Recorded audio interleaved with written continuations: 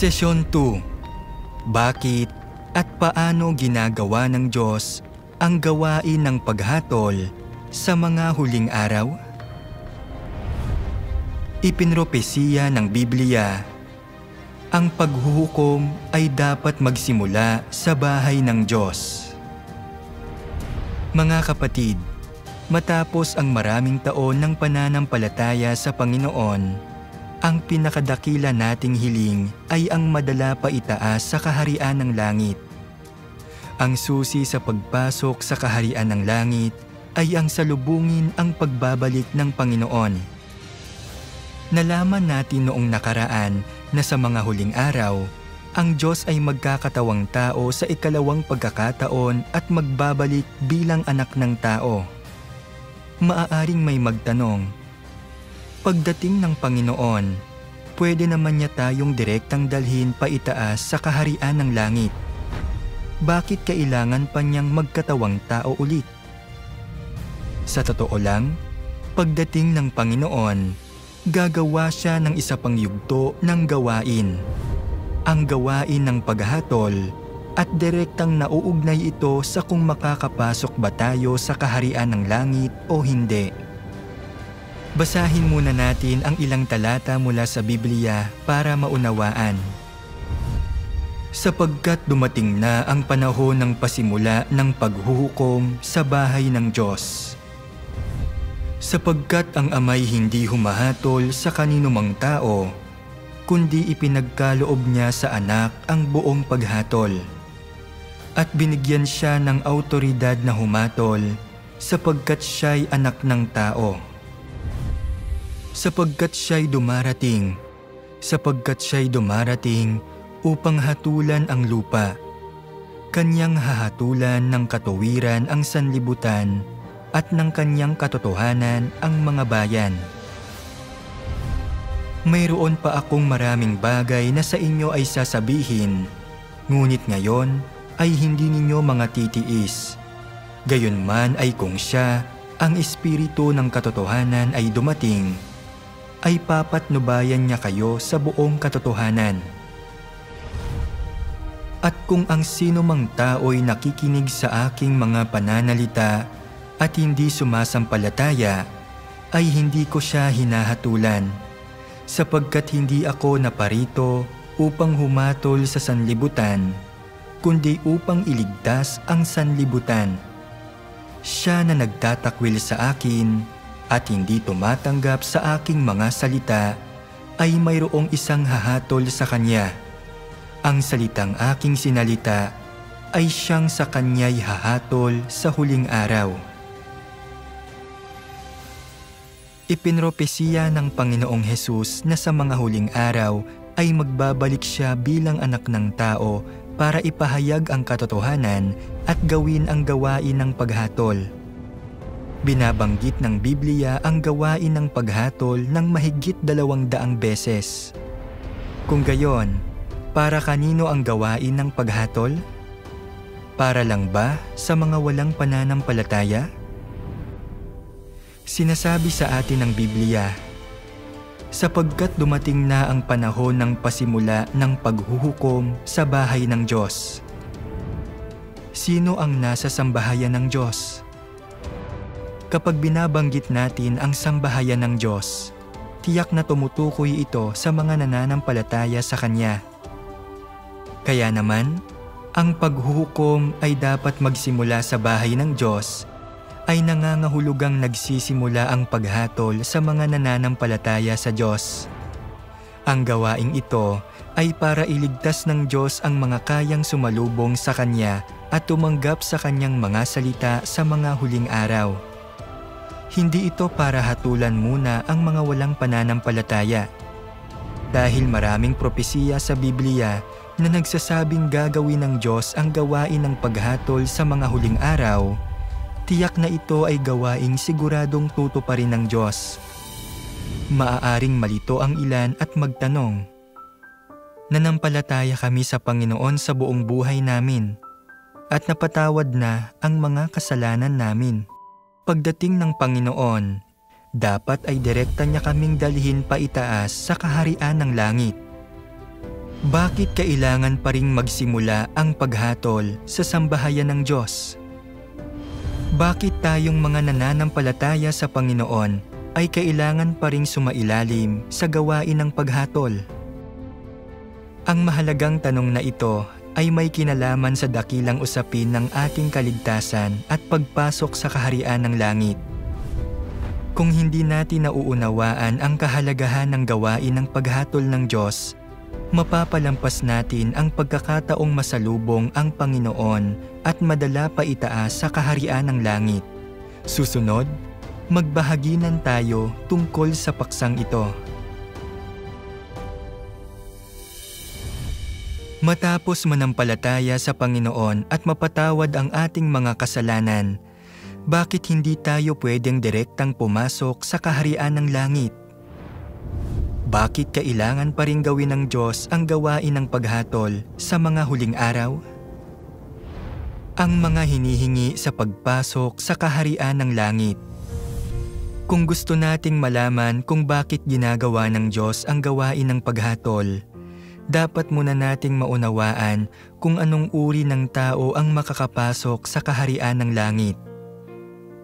Naniniwala ang ilang tao na makakapasok na tayo sa kaharian ng langit kapag nanampalataya tayo sa Panginoon at napatawad na ang ating mga kasalanan.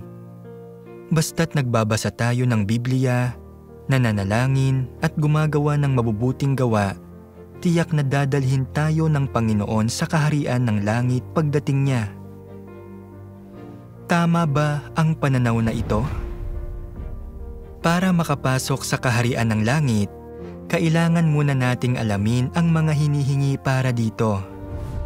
Ang mga hinihingi sa pagpasok sa kaharian ng langit ay hindi pinagpapasyahan ng tao.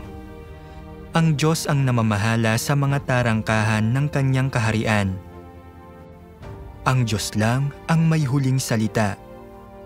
Tanging ang mga salita ng Panginoon ang katotohanan, ang daan at ang buhay. Tungkol naman sa kung anong uri ng tao ang makakapasok sa kaharian ng langit, tingnan natin kung ano ang sinasabi ng Biblia. Sinabi ng Panginoong Hesus, "Hindi ang bawat nagsasabi sa akin, 'Panginoon, Panginoon,' ay papasok sa kaharian ng langit, kundi ang gumaganap ng kalooban ng aking Ama na nasa langit. Marami ang magsasabi sa akin sa araw na yaon, 'Panginoon, Panginoon, hindi baga nagsipanghula kami sa iyong pangalan at sa pangalan mo ay nangagpalayas kami ng mga demonyo at sa pangalan mo ay nagsigawa kami ng maraming gawang kamangha-mangha?' At kung magkagayon ay ipahahayag ko sa kanila, 'Kailanman ay hindi ko kayo nangakilala. Magsilayo kayo sa akin, kayong manggagawa ng katampalasanan.' Kayo nga'y magpakabanal, sapagkat ako'y banal. Kung walang kabanalan, walang taong makakakita sa Panginoon." Ayon sa mga salita ng Panginoong Hesus, tanging ang mga nagkakamit ng kabanalan at sumusunod sa kalooban ng Ama sa langit ang makakapasok sa kaharian ng langit. Kung gayon, ano ang ibig sabihin ng pagsunod sa kalooban ng Ama sa langit? Nangangahulugan ito na hindi na nagkakasala ang mga tao, hindi na naghihimagsik o lumalaban sa Diyos, at kaya ng lubusang sundin at isagawa ang mga salita ng Panginoon.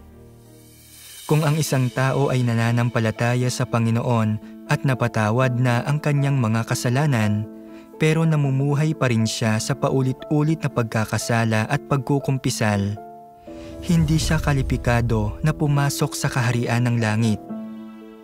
At bakit hindi siya makakapasok? Ito ay dahil ang kapatawaran ng mga kasalanan ay hindi nangangahulugang naging banal na ang isang tao, ni hindi rin ito nangangahulugang kaya na niyang magpasakop sa Diyos o sumunod sa kalooban ng Diyos. Matapos tanggapin ang Panginoon at mapatawad ang kanilang mga kasalanan, Hindi ba't madalas pa ring nagkakasala at lumalaban sa Diyos ang mga tao?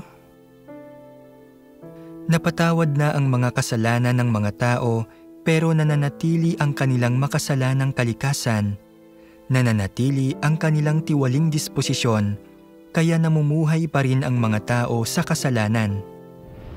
Kabilang dito ang paghahangad ng kasikatan at pakinabang, pagpapadala sa inggit at alitan, pagsunod sa masasamang kalakaran, pagsamba sa pera at katayuan, pati na rin ang pag-atake sa mga tao, paghusga sa kanila, panlilinlang at iba pa.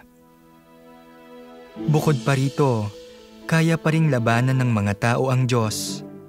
Ang paglabang ito ay naipapakita sa maraming iba't ibang paraan.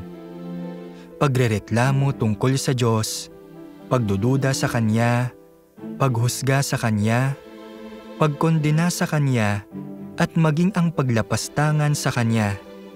Lahat ng iyon ay malinaw na mga pagpapahayag ng paglaban sa Diyos. Halimbawa, kapag hindi naaayon sa mga kuro-kuro ng mga tao ang gawain ng Diyos, maaari pa rin silang magkaroon ng mga maling pagkaunawa at magreklamo tungkol sa Diyos.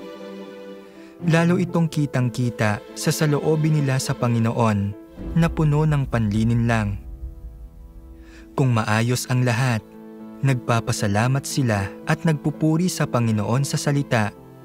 Pero kapag dumarating ang mga sakuna o masasamang bagay at nakita nilang gumuho ang pag-asa nilang magkamit ng mga pagpapala, nagsisimula silang magreklamo.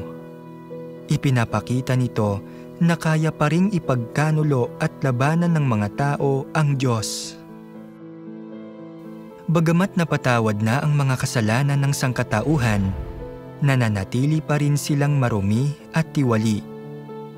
Pagdating sa kanilang tiwaling diwa, sila ay salungat pa rin sa Diyos. Ang mga taong namumuhay sa masamang siklo ng pagkakasala at pagkukumpisal, ibig sabihin, mga taong namumuhay ayon sa kanilang tiwaling disposisyon, ay hindi karapat-dapat na makita ang mukha ng Diyos. Ni hindi rin sila karapat-dapat na umasa na darating ang Panginoon para direktang dalhin sila paitaas sa kaharian ng langit. Sabi sa Biblia, "Kayo nga'y magpakabanal sapagkat ako'y banal." Kung walang kabanalan, walang taong makakakita sa Panginoon. Para sa mga namumuhay sa kasalanan at nag-iimbot sa mga kalayawan nito, ang pag-asang madala pa itaas sa kaharian ng langit ay talagang isang maluhong pagnanais.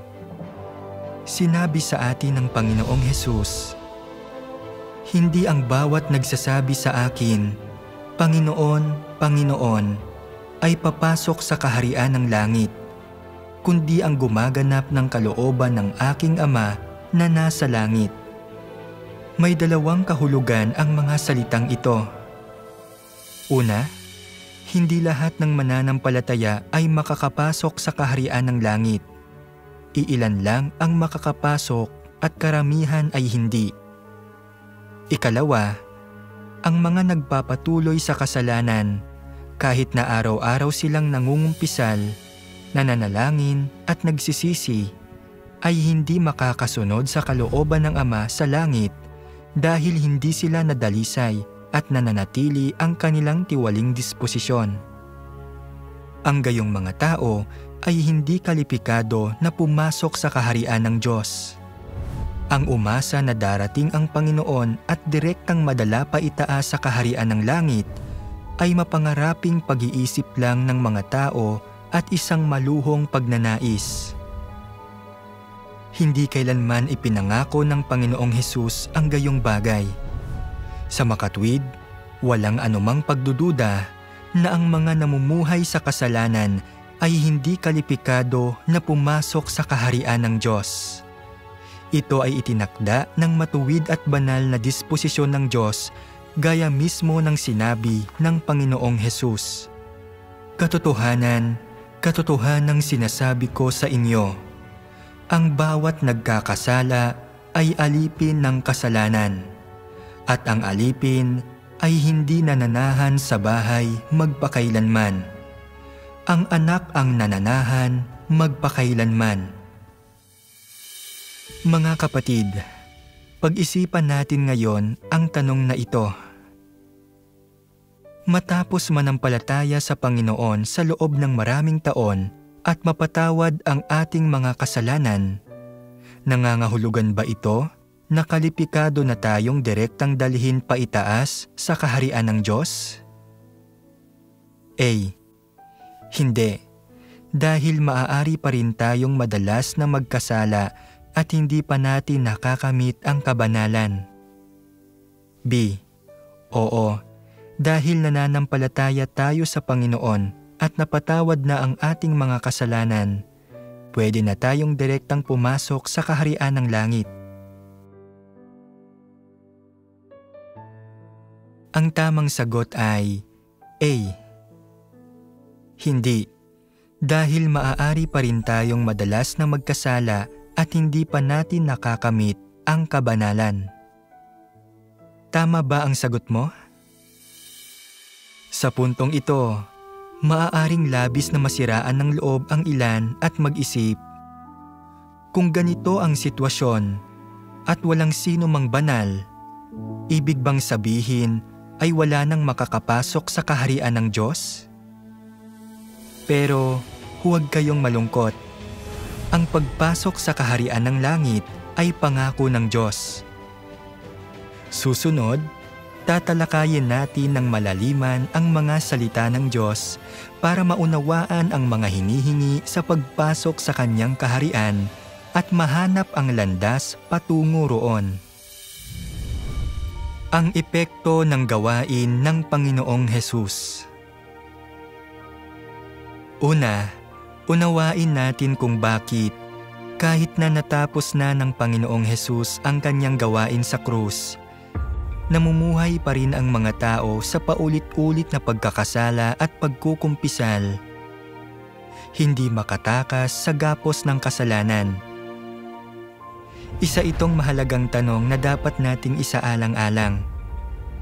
Mauunawaan natin pagkatapos basahin ang ilang sipi. Ang isang makasalanang tulad mo, nakatutubos pa lang at hindi pa nabago o nagawang perpekto ng Diyos, makakaayon ka ba sa mga layunin ng Diyos? Para sa iyo, na ang dating ikaw pa rin, totoong ikaw ay iniligtas ni Jesus at hindi ka nabibilang sa kasalanan dahil sa pagliligtas ng Diyos, ngunit hindi ito nagpapatunay na ikaw ay walang kasalanan o karumihan. Paano ka magiging banal kung hindi ka pa nababago? Sa iyong kalooban, puno ka ng karumihan, makasarili at mababa ka, ngunit ninanais mo pa ring bumaba na kasama ni Jesus. Hindi ka ganoon kaswerte. Nalaktawan mo ang isang hakbang sa iyong pananampalataya sa Diyos. Natubos ka pa lang, ngunit hindi pa nabago. Para makaayon ka sa mga layunin ng Diyos, kailangang ang Diyos mismo ang gumawa ng gawain para baguhin at linisin ka. Kung hindi, hindi ka maaaring maging banal dahil ikaw ay natubos lamang. Sa ganitong paraan, hindi ka magiging kalipikado na makibahagi sa magagandang pagpapala ng Diyos dahil nalaktawan mo ang isang hakbang sa gawain ng Diyos na pamamahala sa tao na ang siyang mahalagang hakbang sa pagbabago at pagperpekto. Kaya ikaw, na isang makasalanang katutubos pa lang, ay walang kakayahang direktang manahin ang pamana ng Diyos.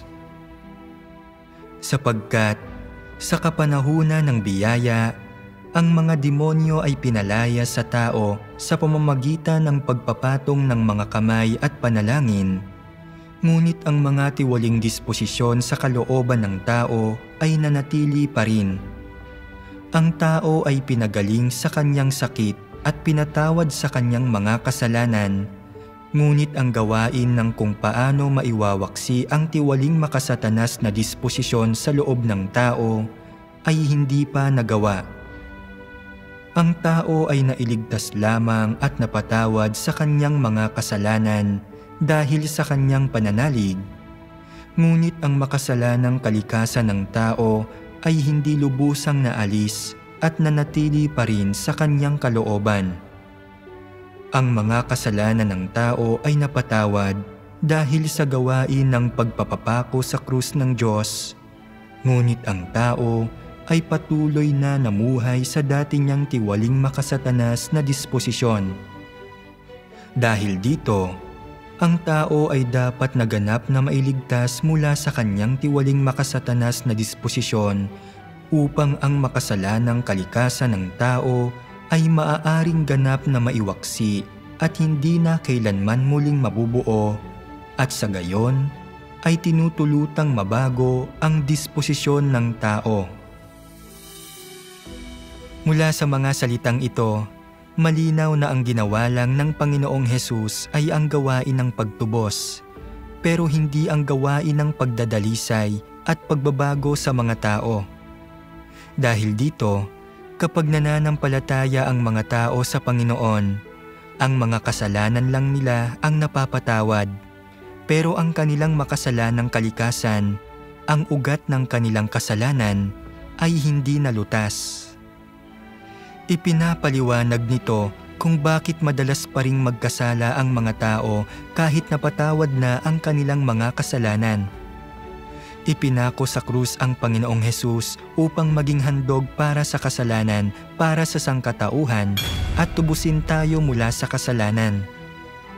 Di tulad sa kapanahunan ng kautusan, hindi na kinailangan ng mga tao na maghandog ng mga hayop bilang handog para sa kasalanan. Basta't ang mga tao ay nagkukumpisal ng kanilang mga kasalanan at nagsisisi sa Panginoon, maaaring mapatawad ang kanilang mga kasalanan at hindi na sila kokondinahin at papatayin dahil sa paglabag sa kautusan. Dahil dito ay nagiging kalipikado sila na lumapit sa Panginoon sa panalangin at tamasahin ang kapayapaan, kagalakan at masaganang biyayang ipinagkakaloob niya. At iyan ang tunay na kahulugan ng maligtas. Sa makatwid, ang maligtas ng pananalig ay tumutukoy lamang sa pagpapatawad ng mga kasalanan at sa hindi na pagiging hinahatulan at pinapatay ayon sa kautusan. Gayunpaman, hindi ito nangangahulugan na hindi na nagkakasala ang mga tao, lalo nang hindi ito nangangahulugan na nalinis na ang kanilang makasalanang kalikasan. Isaalang-alang natin ang isang analohiya. Isang magnanakaw ang nahuli matapos magnakaw. Dahil sa pagmamahal, nagbayad ang kanyang ama para tubusin siya. Gayunpaman, hindi nito ginagarantiya na hindi na siya muling magnanakaw sa iba. Masasabi lang na hindi na siya kinokondena ng batas, pero nananatili pa rin ang kanyang kalikasang magnakaw. Kapag nabigyan ng angkop na pagkakataon, malamang nasusubukan niyang magnakaw ulit. Ang pagnanakaw ay isang panlabas na kilos, isang pagpapahayag ng tiwaling kalikasan sa loob na may tendensiyang magnakaw. Sa makatwid, ang makasalanan at tiwaling kalikasang ito ay ang ugat ng kasalanan ng mga tao, at ang mga makasalanang gawa ay nagmumula sa ugat na ito. Kung hindi mapupuksa ang makasalanang kalikasan, hindi kailanman titigil ang masasamang pag-uugali. Para itong pagtatabas ng damo. Kung hindi mo huhukayin ang mga ugat, tutubo ulit ang mga ito.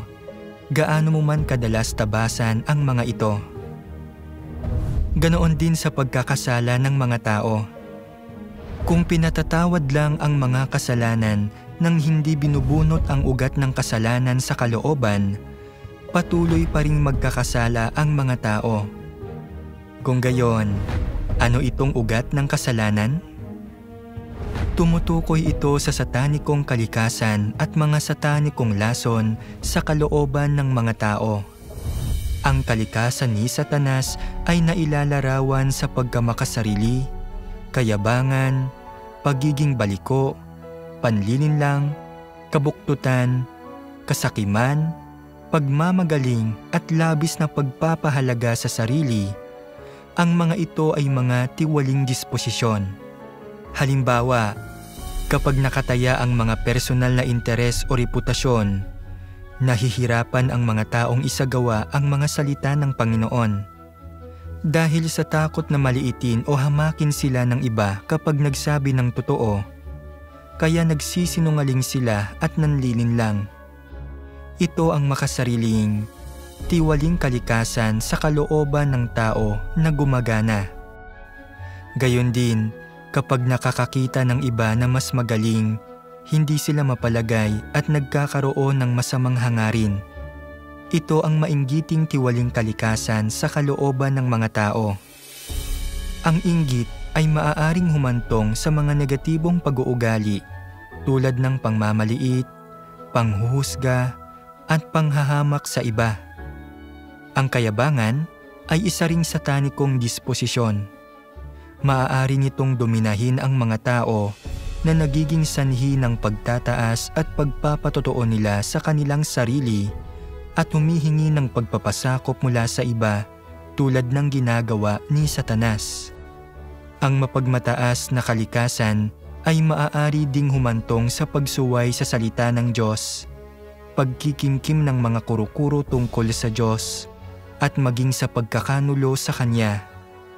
Ang pinatawad ng Panginoong Hesus ay ang parusang nararapat sa mga tao para sa pagkakasala, hindi ang kanilang makasalanang kalikasan.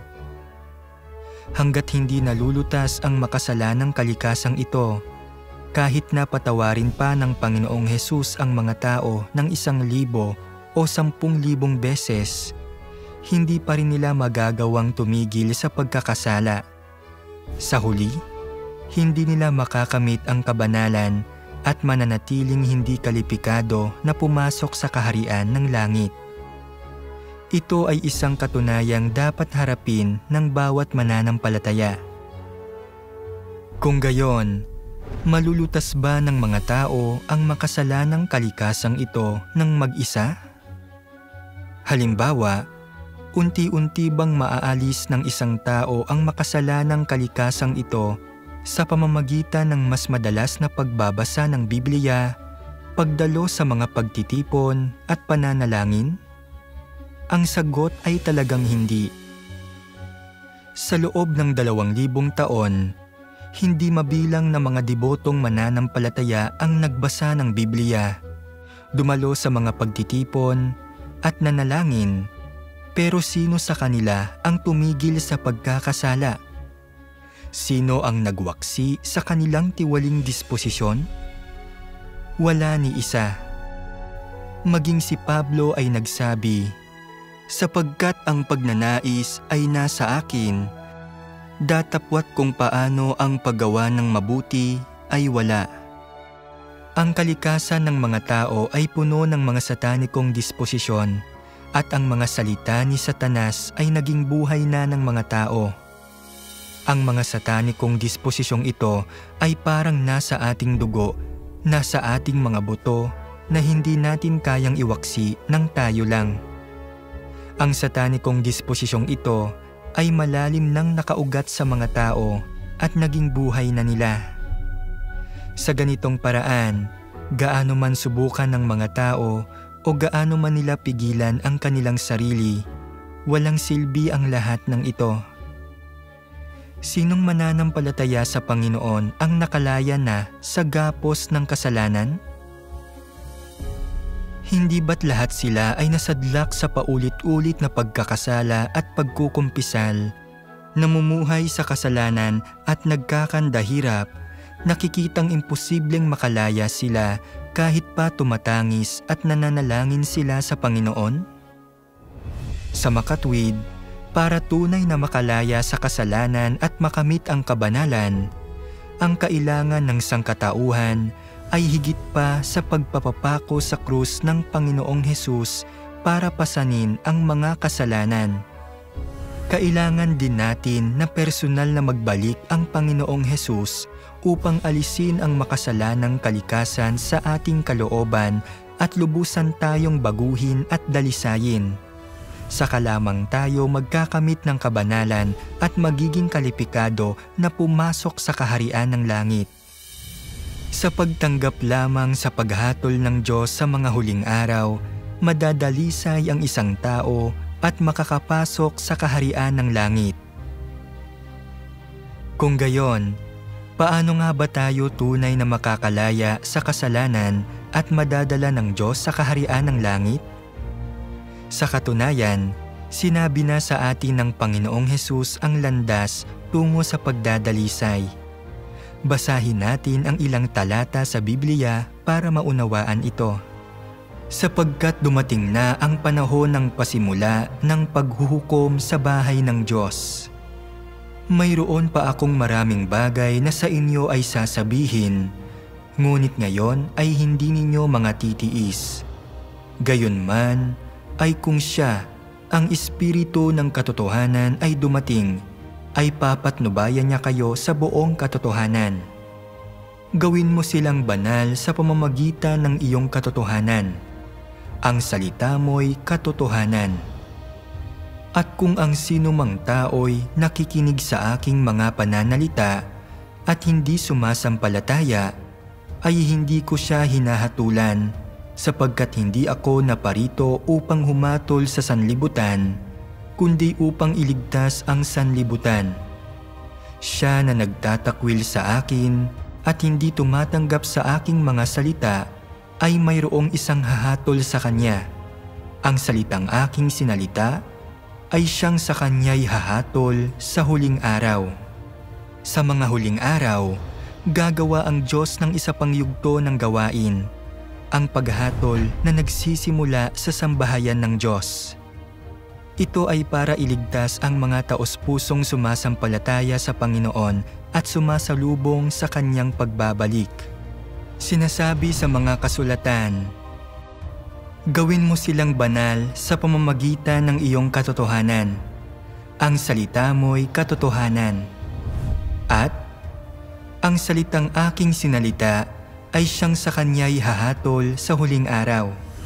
Nangangahulugan ito na isasagawa ng Diyos ang gawain ng paghatol sa pamamagitan ng pagpapahayag ng katotohanan sa pamamagitan ng kanyang mga salita. Gagabayan niya ang mga tao na makaunawa at pumasok sa lahat ng katotohanan gamit ang mga katotohanang ito para hatulan at dalisayin tayo. Ang layunin ay lubusang alisin ang ating makasalanang kalikasan mula sa kalooban, binibigyang kakayahan ang mga tao na lubusang makalaya sa kasalanan, makawala sa impluwensya ni Satanas, at magtamo ng ganap na kaligtasan. Maaaring ibang-iba ito sa nasa imahinasyon ng maraming tao, hindi ba? Kapag nababanggit ang paghatol, madalas na iniisip ng mga tao ang pagkondena at kaparusahan. Naniniwala sila na pagbalik ng Panginoon, hahatulan niya si Satanas, ang mga dyablo, ang mga gumagawa ng masama, at ang mga lumalaban sa Diyos. Kaya kapag sinasabi sa atin ng mga kasulatan na ang paghatol ay dapat magsimula sa sambahayan ng Diyos, nangangahulugan ba iyon na kokondinahin at parurusahan tayo? Sa totoo lang, hindi ito tulad ng nasa imahinasyon ng mga tao. Tingnan natin ang mga sumusunod na kasulatan para maunawaan. Na sa kapangyarihan ng Diyos ay iniingatan sa pamamagitan ng pananalig sa ikaliligtas na nahanda upang ibunyag sa huling panahon.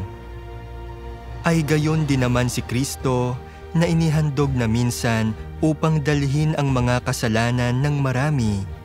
Sa ikalaway, pakikita na hiwalay sa kasalanan sa ikaliligtas ng mga nagsisipaghintay sa Kanya.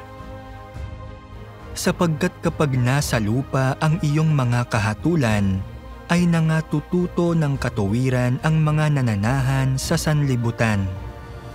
Sinasabi sa mga kasulatan, sa ikaliligtas na nahanda upang ibunyag sa huling panahon.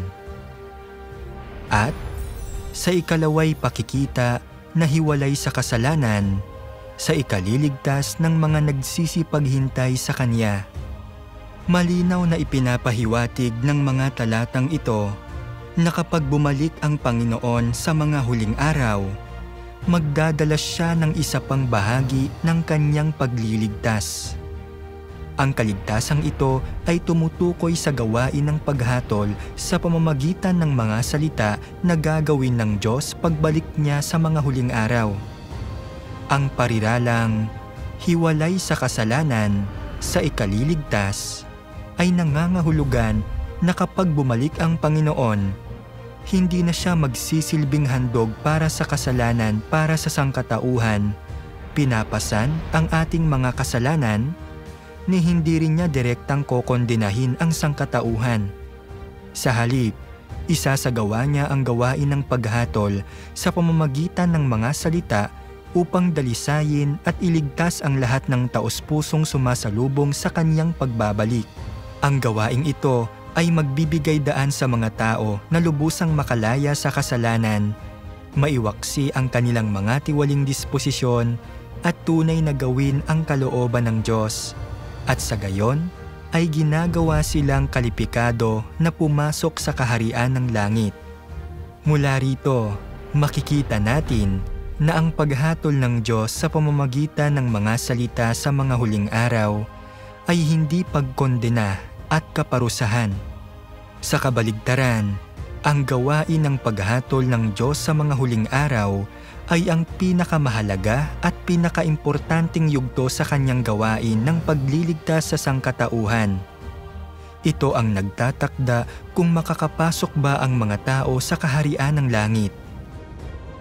Kung mapapalampas ng mga tao ang mahalagang yugtong ito ng gawain at hindi nila tatanggapin ang paghatol ng Diyos sa mga huling araw, hindi sila madadalisay.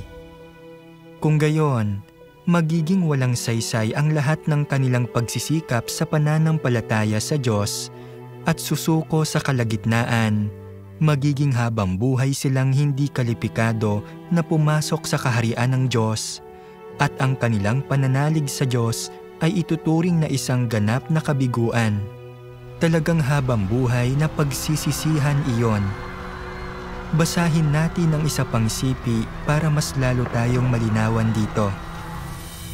Bagamat dumating si Jesus sa gitna ng tao at gumawa ng maraming gawain, kinumpleto lamang niya ang gawain ng pagtubos sa buong sangkatauhan at nagsilbi bilang handog para sa kasalanan ng tao. Hindi niya inalis sa tao ang lahat ng tiwaling disposisyon nito.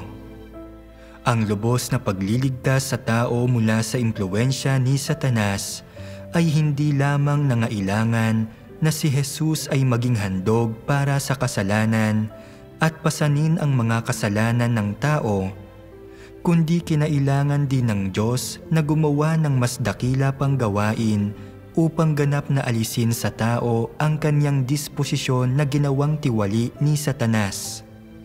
Kaya, pagkatapos mapatawad ang tao sa mga kasalanan nito, nagbalik na ang Diyos sa katawang tao upang akayin ang tao tungo sa bagong kapanahunan at sinimulan niya ang gawain ng pagkastigo at paghatol. Ang gawaing ito ay naghatid sa tao sa isang mas mataas na antas. Lahat ng nagpapasakop sa kanyang kapamahalaan ay magtatamasa ng mas mataas na katotohanan at tatanggap ng mas malalaking pagpapala. Tunay silang mabubuhay sa liwanag at makakamit nila ang katotohanan, ang daan at ang buhay. Ang gawain ng Panginoong Hesus ay ang gawain ng pagtubos. Hanggat nananampalataya tayo sa Kanya, napapatawad ang ating mga kasalanan. Gayunpaman, dahil hindi nalinis ang ating makasalanang kalikasan, hindi pa rin natin magawang tumigil sa pagkakasala at patuloy tayong namumuhay sa kasalanan. Kaya naman, sa mga huling araw, dapat nating tanggapin ang gawain ng paghatol. Sa pamamagitan ng gawaing ito, malilinis ang ating makasalanang kalikasan. Hindi na tayo magagapos ng kasalanan at makakatigil na sa pagkakasala. Saka lamang tayo magkakamit ng tunay na kalayaan at makakapasok sa kaharian ng Diyos. Hindi ba't isa itong mas mataas na dako? Iyon ang dahilan kung bakit napakahalaga ng gawain ng paghatol, dahil ito ang tanging landas para makapasok sa kaharian ng langit. Kung hindi tatanggapin ng isang tao ang gawain ng paghatol ng Diyos, hindi siya kailanman makakapasok sa kaharian ng Diyos kahit pa manampalataya siya sa Panginoon sa buong buhay niya. Mga kapatid, isaalang-alang natin ngayon ang isang tanong. Kung tatanggapin lang natin ang pagtubos ng Panginoong Hesus at hindi ang gawain ng paghatol ng Diyos sa mga huling araw, makakapasok ba tayo sa kaharian ng langit? A. Hindi. Pinatawad lang ng gawain ng Panginoong Hesus ang ating mga kasalanan. Hindi nito inalis ang ugat ng kasalanan sa kalooban natin. Kailangang bumalik ang Diyos para gawin ang gawain ng paghatol upang linisin tayo at saka lang tayo magkakaroon ng pagkakataong makapasok sa kaharian ng Diyos. B. Nananampalataya tayo sa Panginoong Hesus at napatawad na ang ating mga kasalanan. Pagbalik ng Panginoon, makakapasok tayo ng direkta sa kaharian ng langit. Ang tamang sagot ay A. Hindi. Pinatawad lang ng gawain ng Panginoong Hesus ang ating mga kasalanan. Hindi nito inalis ang ugat ng kasalanan sa kalooban natin. Kailangang bumalik ang Diyos para gawin ang gawain ng paghatol upang linisin tayo at saka lang tayo magkakaroon ng pagkakataong makapasok sa kaharian ng Diyos. Tama ba ang sagot mo?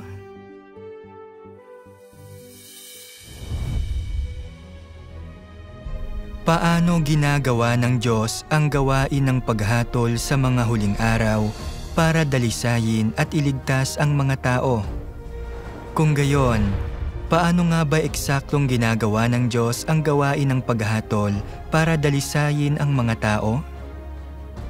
Basahin muna natin ang ilang sipi at pagkatapos ay ganap tayong malilinawan.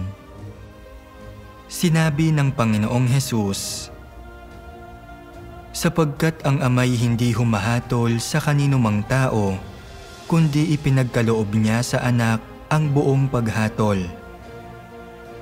At binigyan siya ng awtoridad na humatol sapagkat siya'y anak ng tao. Mayroon pa akong maraming bagay na sa inyo ay sasabihin, ngunit ngayon ay hindi ninyo mga titiis. Gayunman ay kung siya, ang Espiritu ng katotohanan ay dumating, ay papatnubayan niya kayo sa buong katotohanan. Gawin mo silang banal sa pamamagitan ng iyong katotohanan. Ang salita mo'y katotohanan.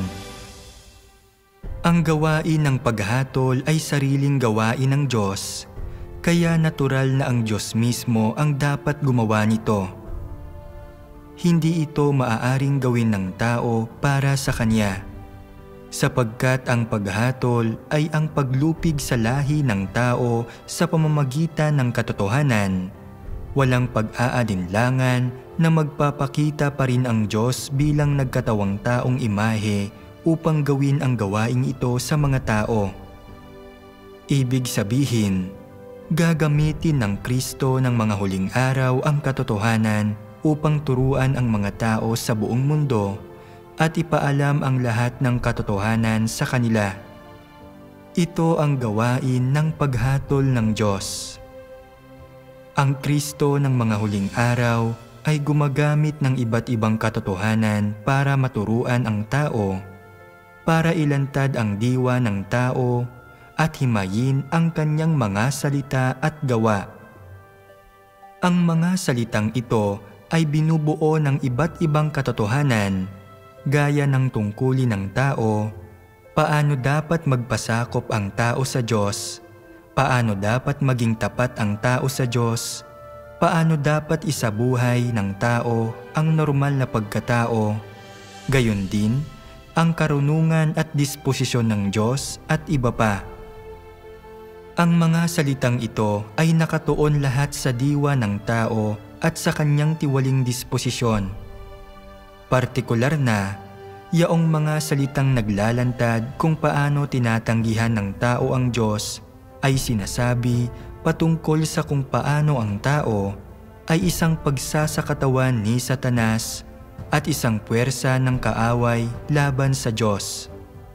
Sa pagsasakatuparan ng kanyang gawain ng paghatol, hindi lamang basta nililinaw ng Diyos ang kalikasan ng tao sa iilang salita lamang.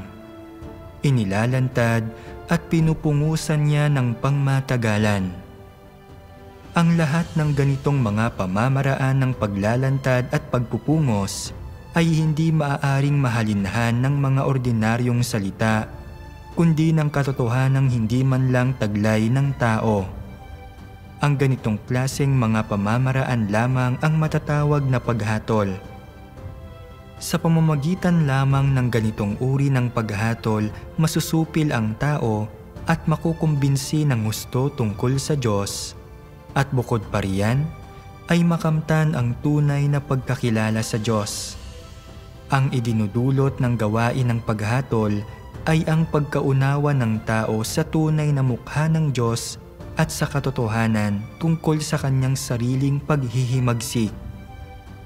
Ang gawain ng paghatol ay nagbibigay daan sa tao na magkamit ng malawak na pagkaunawa sa mga layunin ng Diyos, sa layunin ng gawain ng Diyos at sa mga hiwagang hindi niya maunawaan. Tinutulutan din ito ang tao na makilala at malaman ang kanyang tiwaling diwa at ang mga ugat ng kanyang katiwalian, gayon din para matuklasan ang kapangitan ng tao. Ang mga epektong ito ay bunga lahat ng gawain ng paghatol, sapagkat ang diwa ng gawaing ito ay ang mismong gawain ng pagbubukas ng katotohanan, ng daan, at ng buhay ng Diyos sa lahat ng may pananalig sa Kanya. Ang gawaing ito ay ang gawain ng paghatol na ginagawa ng Diyos. Pagkatapos basahin ang mga siping ito, malinaw na sa mga huling araw, ang Diyos ay nagkakatawang tao bilang anak ng tao para ipahayag ang katotohanan at gawin ang gawain ng paghatol. Inilalantad ng gawaing ito ang iba't ibang satanikong disposisyon ng mga tao at ang iba't ibang maling kaisipan at pananaw na ikinintal ni Satanas sa mga tao. Bawat salita mula sa Diyos ay may taglay na awtoridad at tanging Diyos ang makasisiyasat sa kaibuturan ng puso ng tao. Inilalantad ang bawat pagpapamalas ng ating tiwaling kalikasan, ang ating kayabangan, panlilinlang at kabuktutan. Ibinubunyag ng mga salitang ito ang mga nakatagong motibo sa likod ng pananampalataya ng mga tao sa Diyos at ang mga makasariling intensyon na nag-uudyok sa mga kilos ng mga tao na nakatago sa kaibuturan ng kanilang puso. Sa harap ng gayong lubusang paglalantad sa kanilang sariling kapangitan at karumihan, labis na nahihiya ang mga tao at pakiramdam nila na hindi sila karapat-dapat na tumayo sa harap ng Diyos. Ito ang sandali kung kailan nagsisimulang tunay na manabik ang mga tao na maunawaan at makamit ang katotohanan.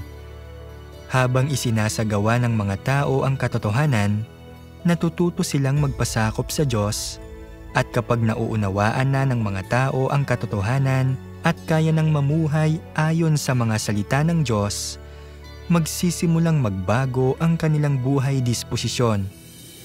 Ang kanilang mga satanikong disposisyon ay maiwawaksi, maaalis at malilinis. Pupuksain ang mga bagay na ito mula sa kanilang puso. Saka lamang magkakaroon ng pag-asa ang mga tao na madalisay, nagiging mga taong nagpapasakop sa Diyos ng walang paglaban, at sa huli ay madadala sa Kanyang kaharian. Ito ang proseso ng pagiging dinadalisay sa pamamagitan ng mga salita ng Diyos. Sa makatwid, ang gawain ng paghatol ay hindi nangyayari sa isang iglap o sa loob ng 1 o 2 araw tulad ng nasa imahinasyon ng ilan.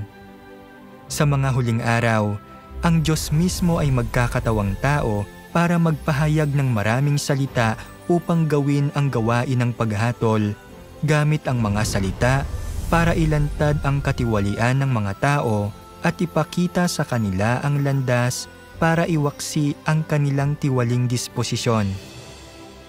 Ang prosesong ito ng pagkakatawang tao ng Diyos para gawin ang gawain ng paghatol ay ang mismong proseso ng pagpapahayag ng katotohanan. Hinahayaan nito ang mga tao na pagnilayan at kilalanin ang kanilang sarili ayon sa mga salita ng Diyos.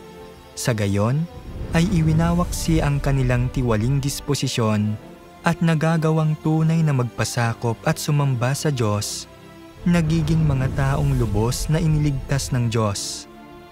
Sa diwa, kapag nagbalik ang Panginoon sa katawang tao para ipahayag ang katotohanan, gagawin niya ang gawain ng paghatol para iligtas ang mga tao.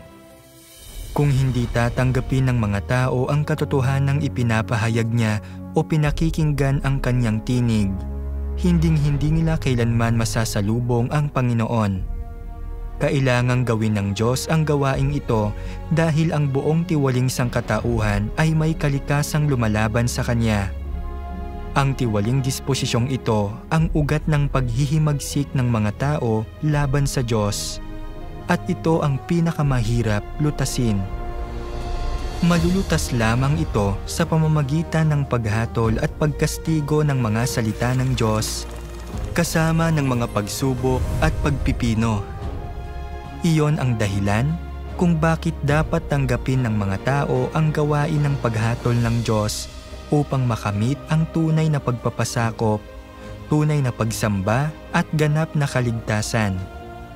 Para mas maunawaan, isipin natin ang gawain ng paghatol ng Diyos na parang isang pasyenteng bumibisita sa doktor. Pagdating ng pasyente sa ospital, hindi agad nag-oopera o nagrereseta ng gamot ang doktor. Una, kailangan muna niyang suriin ang sakit para matukoy ang tamang lunas. Ganoon din ang gawain ng paghatol ng Diyos. Una niyang ipinapahayag ang katotohanan para ipakita sa mga tao kung aling mga pag-uugali nila ang makasalanan at lumalaban sa Kanya, gaya ng pagsisinungaling, inggit, kayabangan, pagmamagaling at iba pa.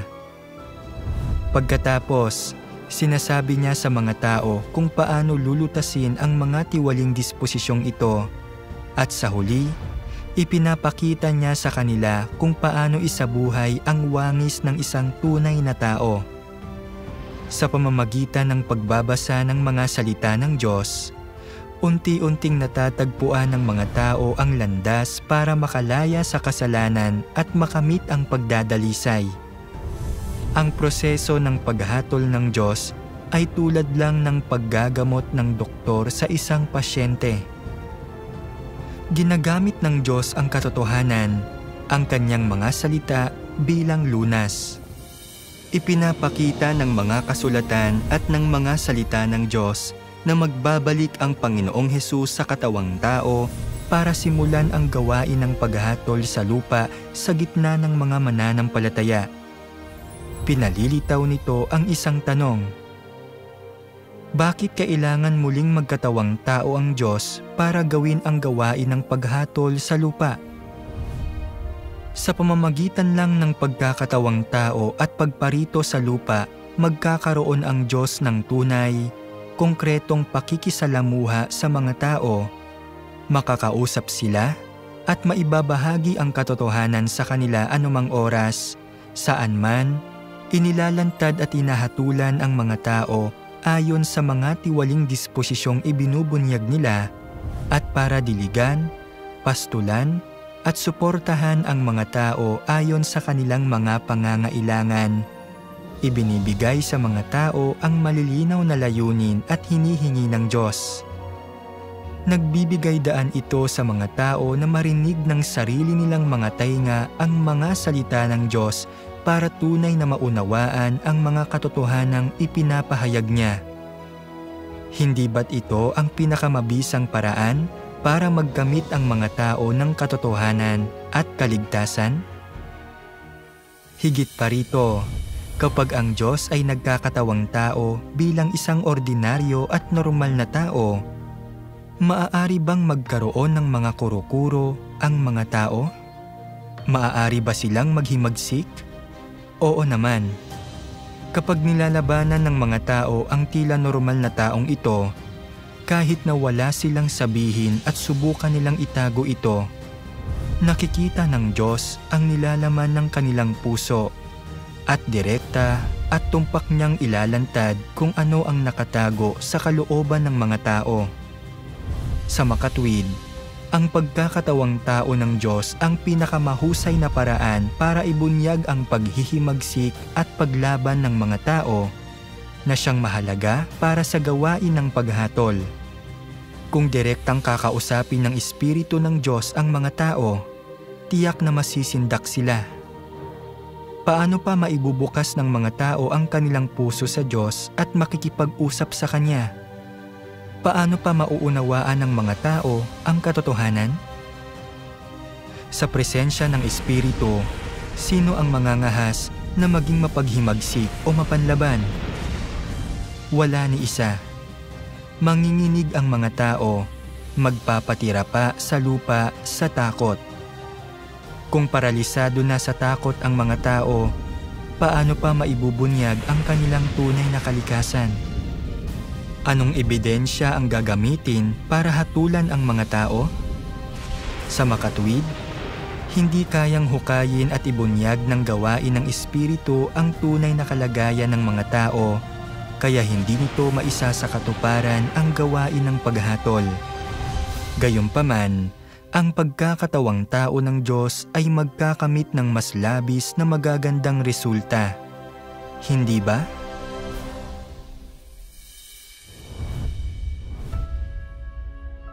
Kung gayon, saan mahahanap ng mga tao ang mga katotohanang gagamitin ng Diyos para sa paghatol sa mga huling araw? Nasa Biblia na ba ang mga ito o magsasalita ba ang Diyos ng mga bagong salita? Para masagot ito, tingnan natin kung ano ang sinabi sa atin ng Panginoong Hesus. Sinabi ng Panginoong Hesus, "Mayroon pa akong maraming bagay na sa inyo ay sasabihin, ngunit ngayon ay hindi ninyo mga titiis. Gayunman ay kung siya, ang Espiritu ng katotohanan ay dumating, ay papatnubayan niya kayo sa buong katotohanan." Nang sabihin ng Panginoong Hesus, "Mayroon pa akong maraming bagay na sa inyo ay sasabihin," nilinaw niya na ang mga salitang ipapahayag niya sa kanyang pagbabalik ay mga salitang hindi pa niya nasasabi dati, mga salitang hindi pa naririnig ng mga tao. Paanong ang gayong mga salita ay pauna ng maitatala sa Biblia? Mga kapatid, isaalang-alang natin ang tanong na ito. Sa mga huling araw, anong mga salita ang gagamitin ng Panginoon para hatulan at dalisayin tayo? A. Ang mga salita na nasa Biblia na. B. Mga bagong salita sa labas ng Biblia na ipapahayag ng Diyos pagbalik niya sa mga huling araw. Ang tamang sagot ay B.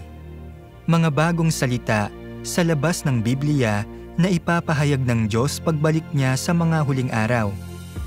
Tama ba ang sagot mo?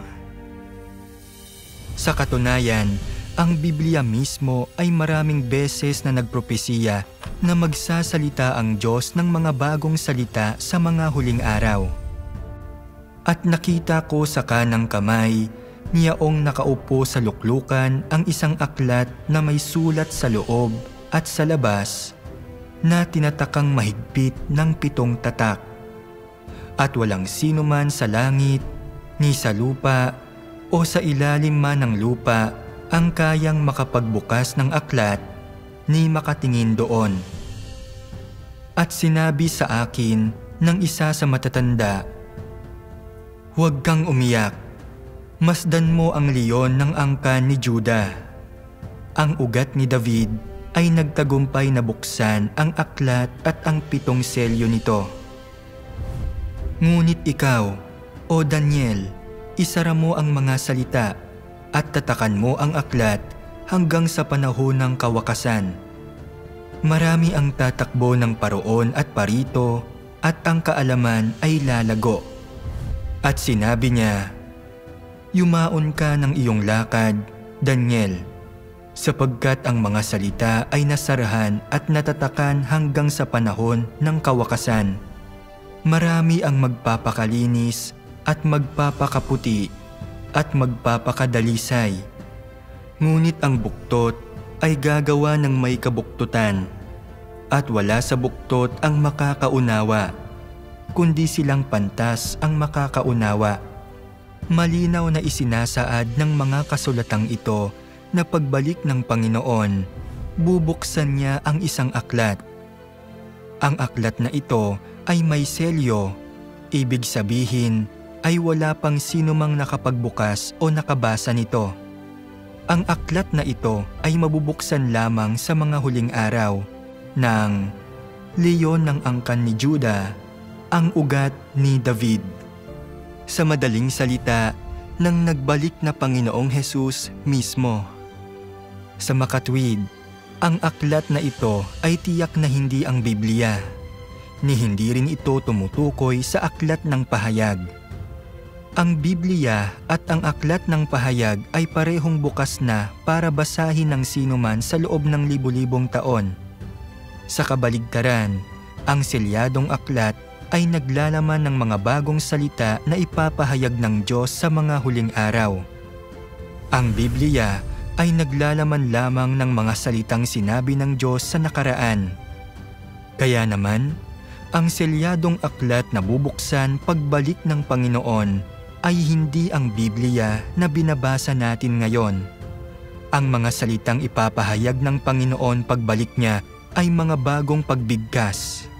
Mga salitang hindi pa kailanman sinabi ng Diyos at hindi pa naririnig ng mga tao.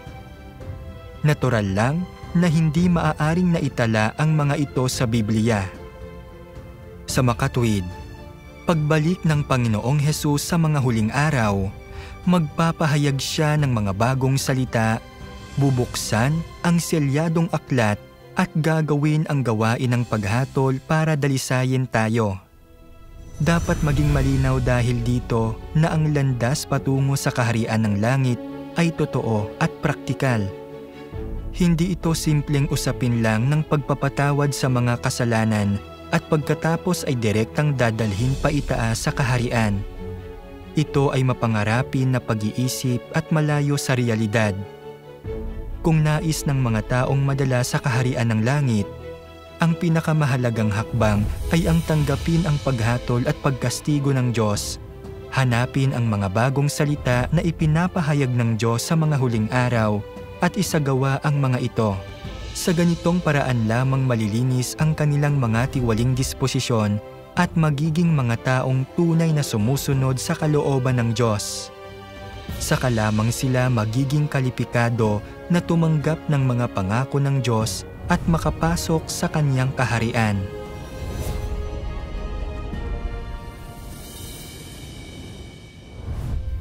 Dalawang aspekto ng paghatol: pagdadalisay at kaparusahan.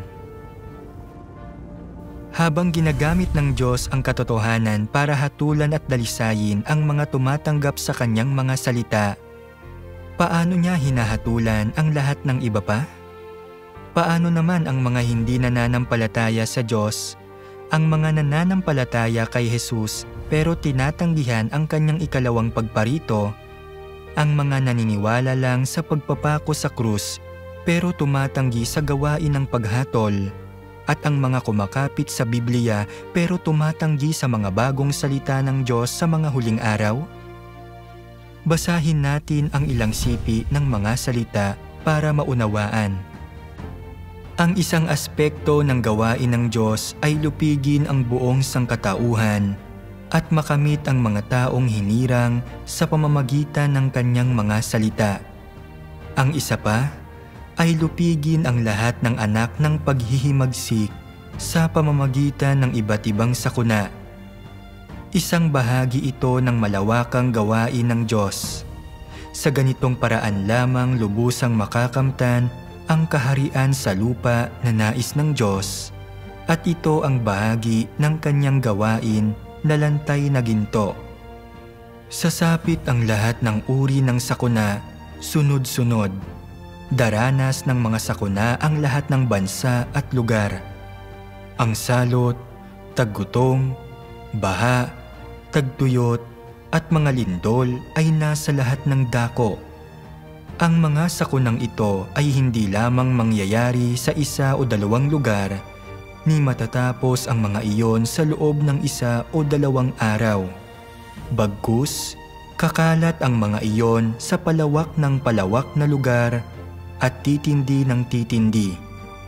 Sa loob ng panahong ito, lilitaw ng sunod-sunod ang lahat ng uri ng mga salot na insekto at mangyayari ang kababalaghan ng kanibalismo sa lahat ng dako. Ito ang aking paghatol sa di mabilang na mga bansa at tao. Ipinapakita ng mga siping ito na may dalawang uri ng paghatol. Para sa mga mananampalataya, ang hinirang na mga tao ng Diyos, ginagamit niya ang mga bagong salita para hatulan, dalisayin at iligtas sila. Para sa mga walang pananampalataya, mga huwad na mananampalataya at sa mga lumalaban sa Kanya, ginagamit ng Diyos ang mga sakuna para hatulan at parusahan sila. Ang gawain ng Diyos ay ginagawa ng may mga hakbang at yugto. Hindi ito natatapos ng biglaan. Ang paghatol ay isang espadang may dalawang talim. Ang paghatol sa pamamagitan ng mga salita at paghatol sa pamamagitan ng mga sakuna ay isinasagawa ng sabay. Ang paghatol sa pamamagitan ng mga salita ay pangunahing para sa pagdadalisay sa mga tumatanggap sa kanyang gawain sa mga huling araw. Sa pamamagitan ng paghatol ng mga salita, may isang bahagi ng mga tao ang dadalisayin at ililigtas. Kasabay nito, ang mga malinaw na nakakaalam na ipinopropesiya ng Biblia ang gawain ng paghatol ng Diyos sa mga huling araw, pero matigas na tumatangging tanggapin ito, ay tinatakan para sa pagkondena at pagtitiwalag. Sila ay maiiwan upang harapin ang paghatol ng mga sakuna upang sila ay wasakin. Ang gawain ng paghatol ng Diyos ay nagdadalisay at nagliligtas ng mga tao, ngunit ito rin ay gawaing nagbubukod-bukod sa bawat isa ayon sa kanilang uri. Sa gawain ng paghatol, hindi basta-bastang kinokondena o nililipol ng Diyos ang mga tao. Ang paggantimpala sa mabuti at pagpaparusa sa masama ay isinasagawa pagkatapos ng gawain ng paghatol. Ang gawain ng paghatol ay unang ginagawa para ihiwalay ang mga tupa mula sa mga kambing, ang mga trigo mula sa mga panirang damo. Ibig sabihin, kapag ang Diyos na nagkatawang tao ay nagsasalita ng kanyang mga salita ng paghatol, lahat ng tumatanggap sa mga ito at nadadalisay ay maaaring maligtas. Ang mga tumatanggi, lumalaban at kumokondena sa paghatol ng Diyos ay tinatakan para sa kaparusahan. Sa makatwid, ang gawaing ito ay direktang nakatali sa huling tadhana ng bawat tao. Sangkot dito ang napakahalagang tanong kung makakapasok ba ang isang mananampalataya sa kaharian ng langit. Kung tatanggihan ng mga tao na tanggapin ang paghatol sa pamamagitan ng mga salita, at sa halip ay haharapin ito ng may mga kuro-kuro at guni-guni, Kung gayon, ay habang buhay nilang maiwawala ang pagkakataong madalisay ng Diyos at makapasok sa Kanyang kaharian. Ito ay magiging isang walang hanggang pagsisisi, isang walang hanggang pasakit. Ganito wawakasan ng Diyos ang kapanahunang ito. Sa pamamagitan ng pagliligtas sa mga nagmamahal at tumatanggap sa katotohanan, habang kinokondena at winawasak ang mga tumatanggi rito. Ito ang gawain ng paghatol. Ang mga kahihinatnan ng pagtanggi sa paghatol. Sinasabi ng ilang pastor, tayo na nananampalataya sa Panginoon ay nailigtas na sa pamamagitan ng pananalig. Nilinis na ng mahalagang dugo ng Panginoong Hesus ang ating mga kasalanan. Hanggat nagbabasa tayo ng Biblia, nananalangin at dumadalo sa mga pagtitipon, makakapasok tayo sa kaharian ng langit. Hindi natin kailangan ng isa pang yugto ng gawain ng paghatol mula sa Panginoon. Sapat na ang Biblia. Hindi natin kailangan na magpahayag ang Diyos ng mga bagong salita sa mga huling araw para dalisayin tayo. Ngunit, umaayon ba ang pahayag na ito sa realidad? Sinabi ba kailanman ng Panginoong Hesus na sapat na ang maligtas sa pamamagitan ng pananalig para makapasok sa kaharian? Malinaw na ipinopropesiya ng Biblia. Sapagkat dumating na ang panahon ng pasimula ng paghuhukom sa bahay ng Diyos. Sa kabila ng pagkaalam na ipinopropesiya ng Biblia ang gawaing ito, itinatanggi pa rin ito ng ilang pastor. Tunay ba silang naniniwala sa Biblia?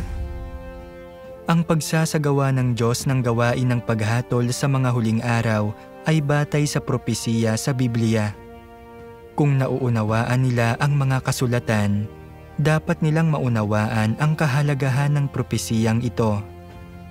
Sa makatwid, sa ating pananalig, hindi tayo dapat bulag na sumunod sa mga turo ng tao, bagkus ay sumandig sa mga salita ng Panginoong Hesus. Kung hindi naaayon sa mga salita ng Panginoon ang sinasabi ng isang tao, hindi tayo dapat makinig. Para sa mga hindi pumapansin sa mga salita ng Diyos at bulag na sumusunod sa iba, na naniniwalang makakapasok sila sa langit nang hindi tinatanggap ang paghatol ng Diyos. Ang tanging naghihintay sa kanila ay sakuna at walang hanggang pagkawasak. Ang gawain ng paghatol ang pinakamahalagang yugto sa gawain ng Diyos ng pagliligtas sa sangkatauhan.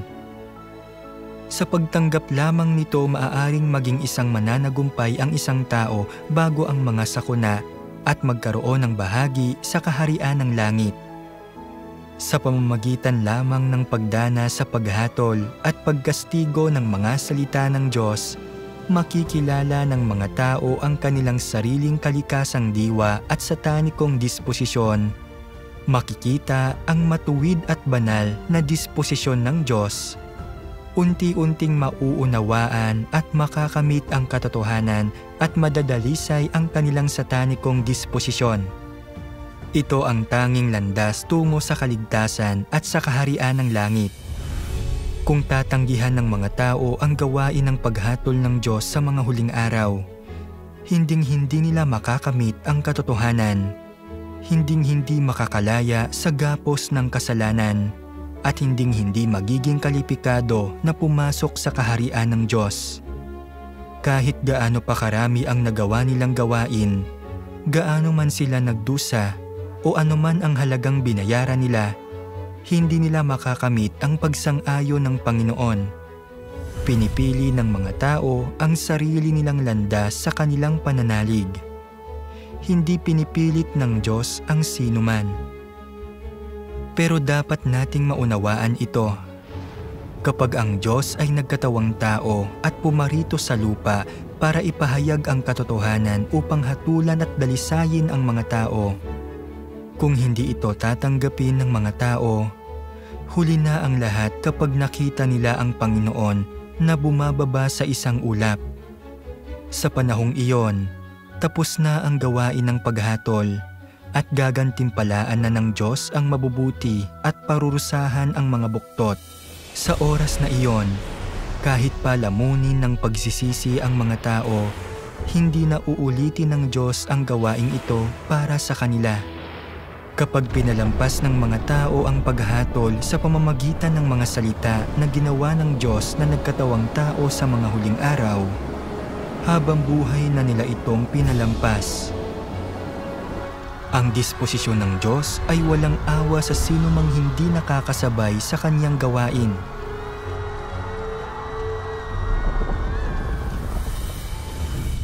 Sa huli, basahin natin ng sabay-sabay ang isa pang sipi ng mga salita.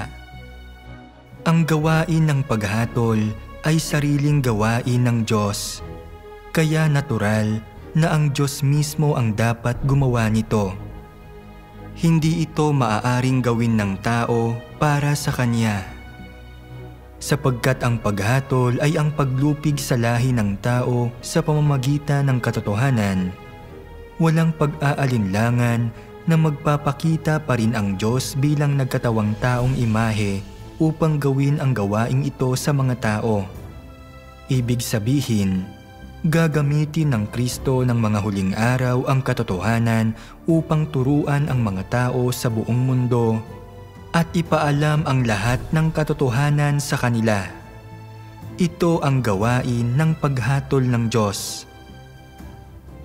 Marami ang hindi komportable tungkol sa ikalawang pagkakatawang tao ng Diyos dahil mahirap para sa tao na paniwalaan na ang Diyos ay magkakatawang tao upang gawin ang paghatol. Gayunpaman, kailangang sabihin ko sa iyo na kadalasan, ang gawain ng Diyos ay lumalampas ng labis sa mga inaasahan ng tao at mahirap para sa mga isipan ng mga tao na tanggapin. Sapagkat ang mga tao ay mga uod lamang sa lupa, samantalang ang Diyos ay ang kataas-taasang isa na pumupuno sa sansinukob.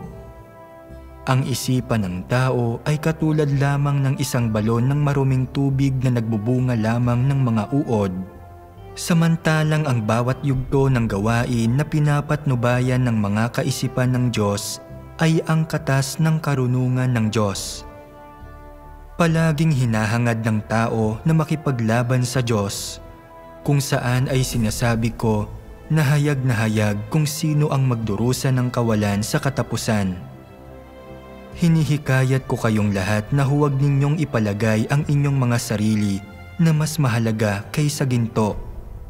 Kung kaya ng iba na tanggapin ang paghatol ng Diyos, bakit hindi mo kaya? Gaano ka na ba kataas kaysa sa iba? Kung kaya ng iba na magyuko ng ulo sa harap ng katotohanan, bakit hindi mo rin magawa ang ganoon? Ang gawain ng Diyos ay mayroong hindi mahahadlangang pagsulong. Hindi na niya uulitin ang gawain ng paghatol dahil lang sa kontribusyon na nagawa mo at labis kang magsisisi dahil pinalagpas mo ang gayon kagandang pagkakataon. Kung hindi mo pinaniniwalaan ang aking mga salita, kung gayon ay maghintay ka na lamang sa malaking puting luklukan sa langit na magpasa ng paghatol sa iyo. Kailangang malaman mo na lahat ng Israelita ay tinanggihan at itinatwa si Jesus. Gayunman, ang katunayan ng pagtubos ni Jesus sa sangkatauhan ay umabot pa rin sa buong sansinukob at hanggang sa mga dulo ng mundo. Hindi ba't isa itong katunayan na matagal nang isinakatuparan ng Diyos? Kung naghihintay ka pa rin kay Jesus na dalhin ka paakyat sa langit, kung gayon, ay sinasabi ko na isa kang sutil na piraso ng tuyong kahoy. Hindi kikilalanin ni Jesus ang isang huwad na tagasunod na kagaya mo, na hindi tapat sa katotohanan at naghahangad lamang ng mga biyaya. Sa kabaligtaran, hindi siya magpapakita ng awa sa paghahagi sa iyo sa lawa ng apoy upang masunog sa loob ng 10,000 taon.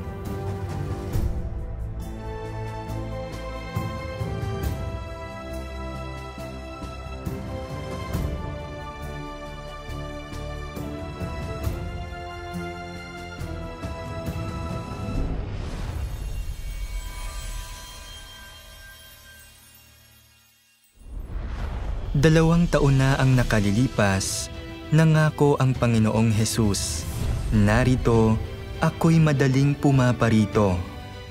Nagpropesiya rin siya, sapagkat magsisitindig ang bansa laban sa bansa at ang kaharian laban sa kaharian, at magkakagutom at lilindol sa iba't ibang dako. Ngayon, matapos ang 2,000 taon ng pananabik at paghihintay, narito na ang mga palatandaan ng mga huling araw at papalapit na ang mundo sa huling yugto nito. Sa buong mundo, ang mga sakuna ay nangyayari sa lahat ng dako at lalo pang tumitindi. Ang mga lindol ay sumasalanta ng walang babala, ang mga tagtuyot ay nagpapatuyo ng lupa, tinatangay ng mga pagbaha ang mga tahanan at buhay, at ginagawang abo ng naglalagablab na mga wildfire ang mga kagubatan at bayan. Samantala, ang mga pandemya ay nananatili sa loob ng maraming taon at ang mga digmaan ay patuloy na sumisiklab at tumitindi. Ito na ang kritikal na panahon para sa pagbabalik ng Panginoon. Handa ka na bang salubungin ang kanyang pagbabalik? Nais mo bang maging mga matatalinong dalaga, handang tanggapin ang kasintahang lalaki? Sinabi ng Panginoong Hesus, "Dinirinig ng aking mga tupa ang aking tinig." Gusto mo bang matutunan kung paano makikilala ang tinig ng Diyos at hindi mapapalampas ang kanyang pagbabalik? Nais mo bang magkaroon ng karunungan upang makilatis ang tunay na Kristo sa huwad? Pagdating ng Panginoon, gusto nating lahat na makapasok sa kaharian ng Diyos. Ngunit ano ang mga kondisyon para makapasok sa kaharian ng Diyos? Mahigit sa 200 beses na ipinropesiya sa Biblia ang paghatol na naghihintay sa bawat isa sa atin. Paano hahatulan ng Diyos ang mga mananampalataya at walang pananampalataya? Ano ang kaugnayan sa pagitan ng paghatol at ng ating huling hantungan? Mula sa simula hanggang ngayon, ang Diyos ay nakikipaglaban kay Satanas upang iligtas ang sangkatauhan ng hakbang-hakbang mula sa kasalanan. May nakapagsabi na ba sa iyo na ang Diyos ay may 6,000 taong plano ng pamamahala upang iligtas ang sangkatauhan? Paano tatapusin ng Diyos ang kanyang plano ng pamamahala at dadalhin tayo sa isang magandang destinasyon? Ito ay hindi lamang isang karaniwang pag-aaral ng Biblia. Ihahayag namin ang lahat ng mga lihim na ito na hindi mo pa naririnig. Dito, mas marami kang matututunan kaysa sa itinuro sa iyo sa simbahan. Dito, makakahanap ka ng kanlungan sa panahon ng malalaking kalamidad. Dito, malalaman mo kung paano isasakatuparan ng Diyos ang kanyang kaharian sa lupa. Papalapit na ang araw ng Panginoon. Sa mga panahong tulad nito, ang pag-aalinlangan ay maaaring nakamamatay. Walang sino mang nag-akala na ang kahapon na iyon na pala ang kanilang huli. Nakakalungkot makita na marami ang may mga plano para sa bukas na hindi na naisakatuparan. Hindi na mabilang ang mga taong nawalan ng buhay bago pa man nila nagawang hanapin ang katotohanan. Para sa atin na buhay pa hanggang ngayon, may pagkakataon pa ring marinig ang tinig ng Diyos. Hindi natin alam kung ano ang mangyayari bukas, ngunit alam ng Diyos. At binibigyan kanya ng daan palabas. Isang daan tungo sa buhay, tungo sa kapayapaan, tungo sa kanyang kaharian. Halika, habang may oras pa. Ang aming libreng pag-aaral ng Biblia ay isinasagawa online araw-araw. Tuwing 2 p.m. at 7:30 p.m. Philippine Time, available sa lahat ng online platform, kabilang ang Facebook Messenger, YouTube at iba pa. o tumawag sa amin sa 0910-703-2766 para malaman ang karagdagang mga detalye.